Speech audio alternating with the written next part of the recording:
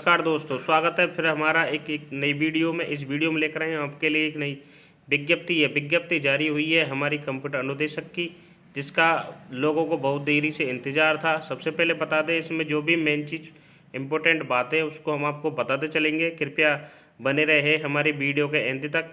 जो भी इम्पोर्टेंट बातें हम इसको एक एक सरसरी नज़र से ज़्यादा टाइम ना लेते हुए आपको बता देंगे। कृपया सबसे पहले हमारे इस चैनल को सब्सक्राइब कर दें, क्योंकि हम आपके लिए रोज़ाना नई एक विज्ञप्ति, नई नोटिस जारी, जो भी नोटिस जारी होता है वो आपके लिए लेकर आते हैं। तो बने रहें हमारे चैनल के साथ। सबसे पहले आपको बता दें, जो ये विज्ञापन जारी हुआ है ये जारी हुआ है 1 फरवरी 2022 को। ये कर्मचारी चयन बोर्ड जयपुर के द्वारा जारी कर दिया गया है। इस विज्ञापन में दे रखा है कि बेसिक कंप्यूटर अनुदेशक एवं वरिष्ठ कंप्यूटर अनुदेशक भर्ती जो 2022 में आने वाली थी वो जारी कर दी गई है। इसमें इस कंप्यूटर अनुदेशक को 2 पदों में बांटा गया है। पहले लिखा हुआ है बेसिक कंप्यूटर अनुदेशक एवं दूसरा वरिष्ठ कंप्यूटर अनुदेशक। 2 श्रेणियों में इनको बांटा गया है। टोटल पद हैं हमारे 10,157, जिसमें गैर अनुसूचित क्षेत्र के हैं, नॉन टीएसपी के हैं 9,256 एवं टीएसपी क्षेत्र के हैं 901 पद। सबसे पहले इसमें बता दें, जो बेसिक कंप्यूटर अनुदेशक के जो पद हैं वो ज़्यादा हैं, वो 9,862 पद हैं, जबकि वरिष्ठ कंप्यूटर अनुदेशक के केवल 295 पद हैं। तो सबसे मेन इम्पोर्टेंट चीज़ इसमें क्या है, आवेदन प्रक्रिया। आवेदन प्रक्रिया हम आपको बता दें, जो नॉर्मल आजकल जो SSO ID के माध्यम से सभी जो राजस्थान के फॉर्म भराए जाते हैं, उसी माध्यम से SSO ID के द्वारा ये फॉर्म भराई जाएगा। इसके आगे चलते हैं तो इसमें दूसरी जो प्रोसेस है वो दे रखी है, हम आपको बता दें। आवेदन प्रक्रिया का जो शुल्क होगा वो कितना होगा, इसमें दे रखा है। आवेदन प्रक्रिया का जो शुल्क होगा वो कैटेगरी वाइज अलग अलग है। सबसे पहले बता दें, जो सामान्य वर्ग, जर्नल और क्रिमिलियर श्रेणी के जो OBC वाले कैंडिडेट हैं उनका इसमें फ़ीस दे रखी है 450 रुपये, एवं जो नॉन क्रिमिलियर हैं उनके दे रखे हैं यहाँ 350 रुपये। एक तो सामान्य जर्नल वाले और एक OBC में क्रिमिलियर वाले के लिए तो 450 रुपये हैं, जबकि नॉन क्रिमिलियर वालों के OBC में या फिर विशेष पिछड़ा वर्ग में सभी में 350 रुपये हैं। आगे चलें तो इसमें दे रखा है, जो SC ST के लोग कैंडिडेट हैं उनके 250 रुपये हैं। प्रवेश पत्र इसमें दे रखा है, आपकी ईमेल ID पर सूचित कर दिया जाएगा और जो अपनी SSO ID उस पर भेज दिया जाएगा।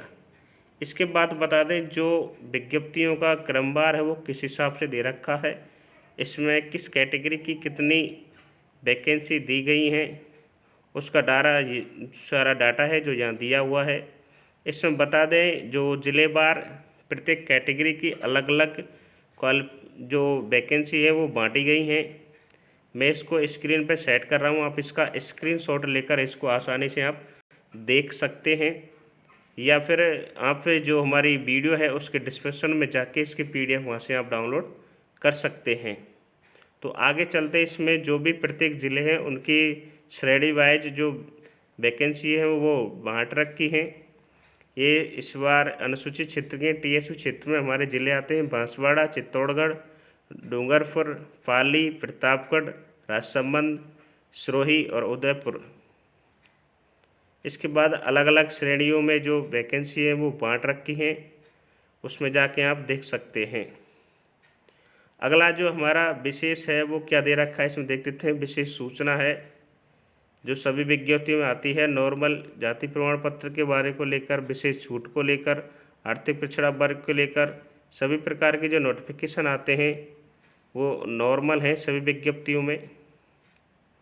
इसके बाद आगे चल के देखते हैं क्या दे रखा है। भूतपूर्व सैनिकों के लिए क्या क्या शर्तें हैं, जो आगे तक जो अपनी और विज्ञप्ति में होती है वो सेम प्रोसेस दे रखी है। इसमें उत्कृष्ट खिलाड़ियों के लिए दे रखा है।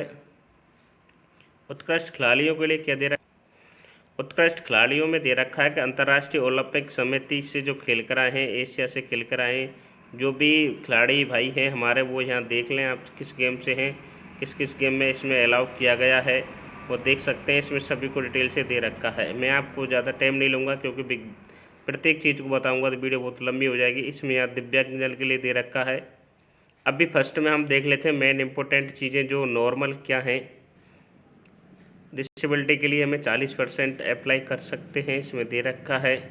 वेतनमान के बारे में बताया गया है। वेतनमान इनका होगा, जो वरिष्ठ कंप्यूटर अनुदेशक है उनका लेवल 10 का होगा, जबकि बेसिक कंप्यूटर है उनका लेवल 8 का होगा। तो वेतनमान है उसका मैट्रिक्स लेवल दे रखा है। इसके बाद आती है मेन इम्पोर्टेंट आपकी पात्रता और शैक्षणिक योग्यता। तो वरिष्ठ कंप्यूटर अनुदेशक के पद के लिए जो वरिष्ठ कंप्यूटर अनुदेशक है उनके लिए क्या क्वालिफिकेशन रहेगी, उसमें दे रखी है। क्वालिफिकेशन दे रखा है कि इसमें एज पर Rajasthan education state of subordinate service amendment rules 2021 scheduled by second A group D namely computer wing. इसमें देखो क्वालिफिकेशन में मेन चीज़ जो दे रखी है हमारी दे रखी है मास्टर इन इंजीनियरिंग ME या फिर मास्टर इन टेक्नोलॉजी एमटेक वाले आप इसमें फॉर्म भर सकते हैं। एमटेक में जो भी ब्रांच है उनका दे रखा है, कंप्यूटर साइंस वाले भर सकते हैं, इंफॉर्मेशन टेक्नोलॉजी IT वाले भर सकते हैं, और इलेक्ट्रॉनिक्स एंड कम्युनिकेशन वाले भर सकते हैं, इलेक्ट्रिकल इंजीनियर वाले भर सकते हैं, इलेक्ट्रॉनिक्स इंजीनियर वाले भर सकते हैं, एवं इलेक्ट्रॉनिक्स एंड टेलीकम्युनिकेशन वाले भी भर सकते हैं। यह सभी ब्रांचें दे रखी हैं।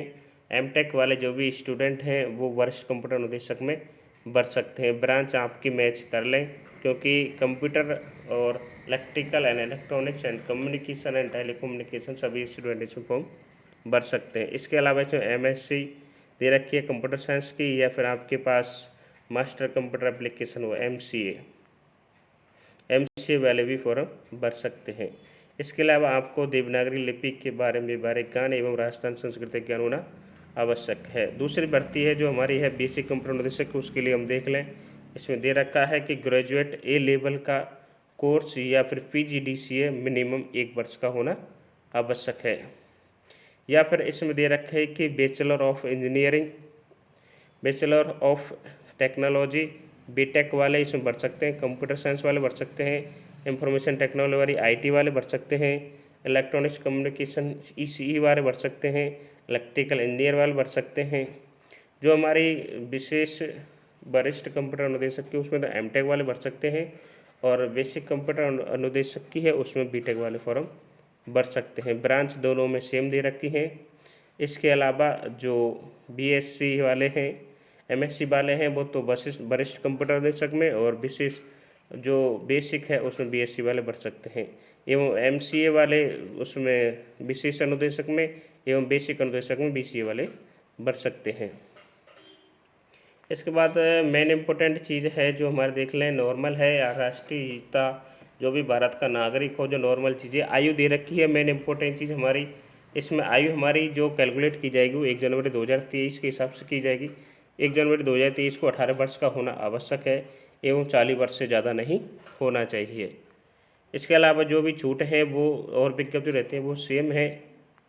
आगे चल के देखते हैं इसमें क्या दे रखा है। पेंशन व्यवस्था के बारे में लिख रखा है, नए नियुक्त होने वाले कर्मचारियों को आदेश योजना लागू होगी।